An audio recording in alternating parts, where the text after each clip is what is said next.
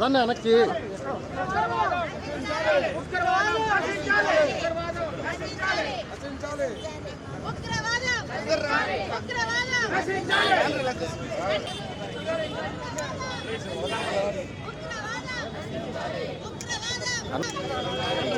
నా rich shirt అన్నా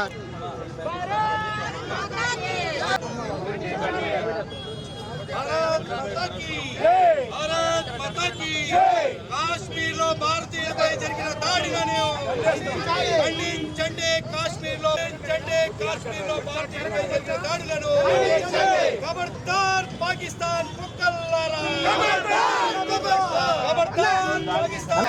నశించాలి పాకిస్తాన్ ఉగ్రవాదం, నశించాలి పాకిస్తాన్ ఉగ్రవాదం. భారత్ మాతా కీ, భారత్ మాతా కీ. నశించాలి ఉగ్రవాదం, నశించాలి ఉగ్రవాదం. కాశ్మీర్లో భారతీయులపై జరిగిన దాడులను ఖండించండి. భారతీయులపై జరిగిన దాడులను ఖండించండి. కాశ్మీర్లో భారతీయులపై జరిగిన దాడులను. భారత్ మాతా కీ, భారత్ మాతా కీ, భారత్ మాతా కీ. ఖబర్దార్ పాకిస్తాన్ కుక్కల్లారా, ఖబర్దార్ పాకిస్తాన్ కుక్కల్లారా, ఖబర్దార్ పాకిస్తాన్ కుక్కల్లారా, ఖబర్దార్ పాకిస్తాన్ కుక్కల్లారా. ఉగ్రవాదం ఖబర్దార్ పాకిస్తాన్ కుక్కల్లారా, ఖబర్దార్ పాకిస్తాన్ కుక్కల్లారా. నశించాలి తీవ్రవాదం, నశించాలి ఉగ్రవాదం, నశించాలి తీవ్రవాదం. భారత్ మాతా కీ, భారత్ మాతా కీ. Pakistan, Pakistan, down Pakistan, down Pakistan. నశించాలి ఉగ్రవాదం, నశించాలి ఉగ్రవాదం. అంటే కాశ్మీర్లో హిందువులపై జరిగిన దాడులను ఖండించండి. కాశ్మీర్లో భారతీయులపై జరిగిన దాడులను.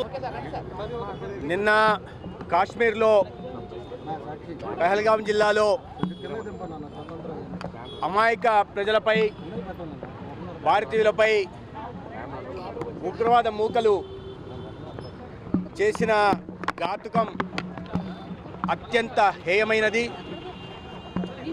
ఈ మానవ హోమం అత్యంత ఖండించదగ్గది. గత కొన్ని సంవత్సరాలుగా ఆర్టికల్ 370 రద్దయిన నేపథ్యంలో జమ్మూ కాశ్మీర్ ప్రాంతంలో, ముఖ్యంగా కాశ్మీర్ ప్రాంతంలో రాష్ట్రం ఆర్థిక ప్రగతిని సాధిస్తూ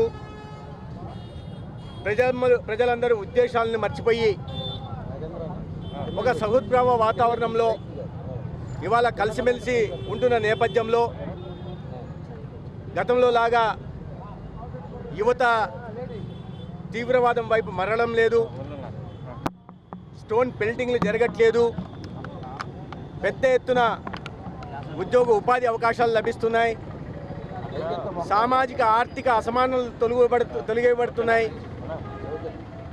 మొత్తానికి కొన్ని దశాబ్దాలుగా జమ్మూ కాశ్మీర్ ప్రాంతంలో మన పొరుగు రాష్ట్రం, పొరుగు దేశం ఉగ్రవాదానికి ఊతమిస్తున్న రోగ్ నేషన్ పాకిస్తాన్ ఆటలు సాగిన నేపథ్యంలో అమాయకులైన పర్యాటకులను ఇవాళ పర్యాటక రంగం కూడా వ్యాప్తి చెందుతూ ఉంది.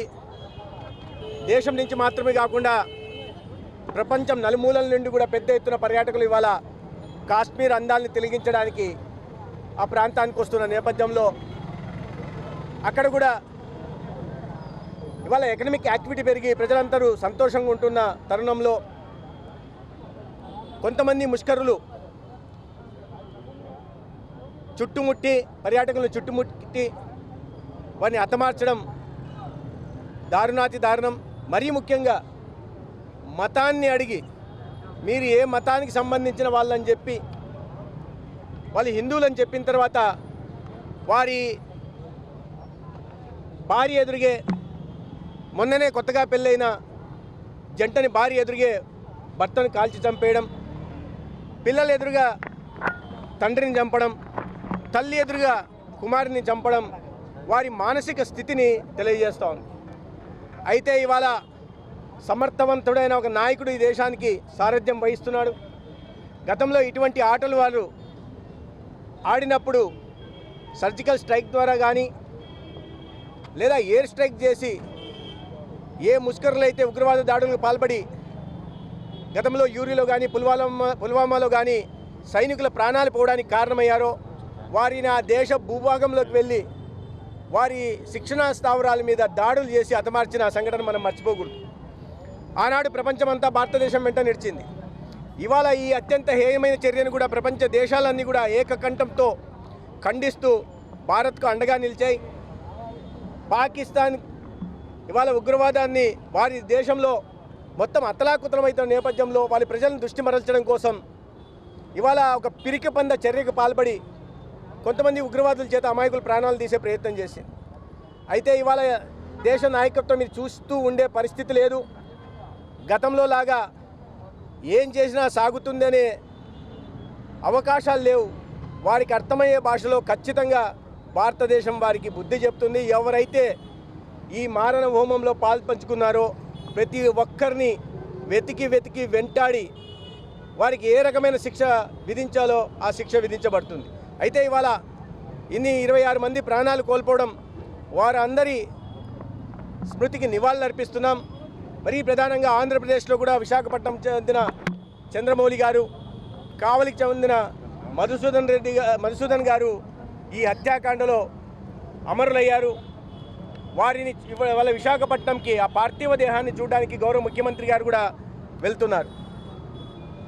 తర్వాత పార్టీ ఆదేశాల మేరకు వారి అంత్యక్రియల్లో పాల్గొనాల్సిందిగా నన్ను కూడా పార్టీ ఆదేశించింది. దానికి ఆదేశాల మేరకు వెళ్ళడం జరుగుతుంది. అయితే వాళ్ళ సమీక్ష నిర్వహిస్తూ వెంటనే జరిగిన కొన్ని గంటల్లోనే దేశ హోంశాఖ మంత్రులు అభినవ సర్దార్ పటేల్ అమిత్ షా గారికి వెళ్ళి సమీక్ష చేయడం, ఈ అమర్నాథ్ యాత్ర జరుగుతున్న నేపథ్యంలో ప్రజలు పెద్ద ఎత్తున లక్షలాది మంది తరలి వస్తున్నారు అంటున్నప్పుడు వారి మనోస్థైర్యాన్ని దెబ్బతీయడానికి, తద్వారా ఈ దేశంలోని 145 కోట్ల భారతీయుల మనోధైర్యాన్ని దెబ్బతీయడానికి, ముఖ్యంగా హిందువుల మనోబలాన్ని దెబ్బతీయడానికి ఈ ఉగ్రవాదులు చేపట్టిన ఈ పాశవిక చర్యకు తగిన మూల్యం వారు చెల్లించుకోక తప్పదు.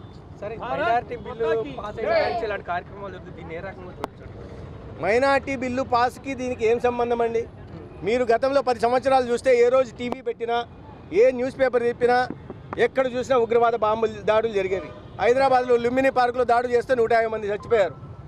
గోకుల్ చాట్ దగ్గర దాడి చేస్తే 175 మంది చచ్చిపోయారు. 4 పాకిస్తాన్ నుంచి భారతదేశంలో వచ్చి 356 మందిని బాంబేలో కాల్చి చంపేశారు. అవాళ ఈ ఉన్నిందా? ఎందుకు ఇటువంటి వక్రీకరించే పద్ధతులు చేస్తున్నారు? దానికి ఏం సంబంధం? ప్రజలు ఇవాళ 140 కోట్ల మంది ట్రిపుల్ తలాక్ తెచ్చినప్పుడు ముస్లిం మహిళలంతా హర్షించారు, స్వాగతించారు. తర్వాత సిఏ యాక్ట్ తెచ్చినప్పుడు ముస్లిం సమాజం హర్షించింది, స్వాగతించింది. ఇవాళ కూడా 85% ముస్లింలు ఎవరైతే అత్యంత వెనుకబాటుతనంలో ఉన్నారో వారి జీవన ప్రమాణాలు పెంచుకోవడం కోసమే వక్ఫ్ బిల్లు తీసుకురావడం జరిగిందనే విషయాన్ని పదే అని ఎక్కడ చూసినా అర్థమవుతుంది. కొంతమంది చేతిలో అన్యాక్రాంతం అవుతోంది. కొంతమంది పెద్దలు 10%, 5% మంది పెద్దల జేబుల్లోకి ముస్లిం సోదరులకు వాళ్ళ సంక్షేమానికి, అభివృద్ధికి సంబంధించిన నిధులు వెళ్తున్నాయి, వాళ్ళ భూములు అన్యాక్రాంతం అవుతున్నాయనే ఒక సదుద్దేశంతో 85% మంది ముస్లింలలో బీసీలు ఉంటున్నారు. వారి పిల్లల ఒక ఉజ్వల భవిష్యత్తు ఉండాలనే లక్ష్యంతో తీసుకొస్తే దాని పాకిస్తాన్ భాష మాట్లాడుతున్నారు. మరి పాకిస్తాన్ ఉగ్రవాదులు ఈ దాడి చేశారు, దీనికి పాకిస్తాన్కి ఏం సంబంధం?